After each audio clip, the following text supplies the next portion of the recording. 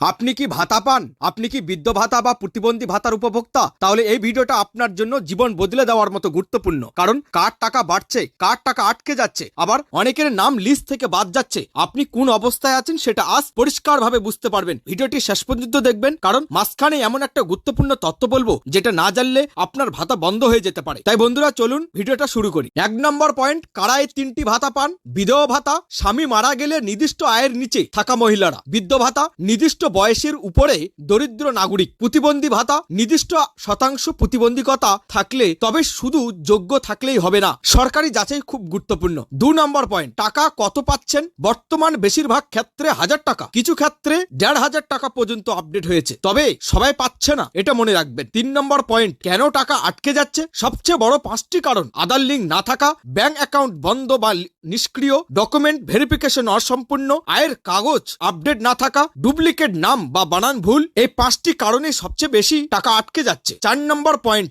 নাম লিস্ট থেকে বাদ কেন যাচ্ছে? অনেকেই অভিযোগ করেছেন নাম কেটে যাচ্ছে। কারণ হতে পারে নতুন যাচাই প্রক্রিয়া, আয়ের সীমা অতিক্রম, পরিবারে নতুন সদস্য, সরকারি সুবিধা পাচ্ছেন, ভুল তথ্য জমা। তাই নিজের সবসময় সঠিক রাখুন। 5 নম্বর পয়েন্ট, নতুন আবেদনকারীরা কি করবেন? যদি নতুন আবেদন করেন, সমস্ত ডকুমেন্ট পরিষ্কারভাবে জমা দিন। মোবাইল নাম্বার অবশ্যই লিঙ্ক রাখুন। পঞ্চায়েত অফিসে ফলো আপ করুন, রসিদ সংগ্রহ করুন। নতুন আবেদনের ক্ষেত্রে 1 থেকে 2 মাস সময় লাগতে পারে। 6 নম্বর পয়েন্ট, ব্যাংকে গেলে কি করবেন? ব্যাংকে গিয়ে পাসবুক আপডেট করুন, আধার সিডিং চেক করুন, ডিবিটি স্ট্যাটাস যাচাই করুন। অনেক সময় SMS না এলেও টাকা ঢুকে যায়। 7 নম্বর পয়েন্ট, গুরুত্বপূর্ণ সতর্কতা, ভুয়ো খবর থেকে সাবধান থাকুন। কাউকে টাকা দিয়ে কাজ করাবেন না, শুধুমাত্র সরকারি অফিসে যোগাযোগ রাখুন। মাঝে মাঝে সোশ্যাল মিডিয়া ভুল তথ্য ছড়ানো হয়। 8 নম্বর পয়েন্ট, ভবিষ্যতে কি হতে পারে? সরকারি ধাপে ধাপে ভাতা ব্যবস্থা শক্ত করছে, ডিজিটাল ভেরিফিকেশন বাড়ানো হচ্ছে। ভবিষ্যতে সরকারি অ্যাকাউন্টে নির্দিষ্ট অঙ্ক পাঠানোর ব্যবস্থা